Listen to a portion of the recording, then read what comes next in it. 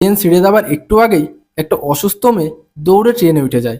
আর এটাই ছিল তাদের এই যাত্রার সবচেয়ে বড় বিপজ্জনক যাত্রা, কারণ মেয়েটি কোনো এক কারণে পায়ে ক্ষত নিয়ে ট্রেনে উঠে পড়েছিল। এদিকে মিল্টন ট্রেন ছাড়া কিছুক্ষণের মধ্যেই ঘুমিয়ে পড়ে, তাই মিমি একাই উঠে ওয়াশরুমে চলে যায়। আর এতক্ষণে ক্ষত নিয়ে ট্রেনে ওঠা মেয়েটা অনেক অসুস্থ হতে শুরু করে, আর তাকে সাহায্য করার জন্য এগিয়ে আসে একটা ফিমেল অ্যাটেন্ডেন্স। কিন্তু হঠাৎ মেয়েটি অ্যাটেন্ডেন্সকে কামড় দিয়ে বসে, আর চোখের পলকে ফিমেল অ্যাটেন্ডেন্সটিও জম্বিতে পরিণত হয়। আসলে দৌড়ে ট্রেনে ওঠা মেয়েটা এক জম্বির কামড় খেয়ে ট্রেনে উঠেছিল, কিন্তু আস্তে আস্তে তার ক্ষত থেকে ভাইরাস ছড়িয়ে পড়ায় সেও জম্বিতে পরিণত হয়েছিল। আর এই জম্বিরা যাদেরকে কামড় দিবে তারাও ইনফেক্টেড হয়ে জম্বিতে পরিণত হবে। আর এভাবে 1 থেকে 2, 2 থেকে 4 হতে হতে সম্পূর্ণ বগিতে জম্বিতে ভরে যায়। এদিকে মিল্টন মিমিকে দেখতে না পেয়ে তাকে খুঁজতে থাকে।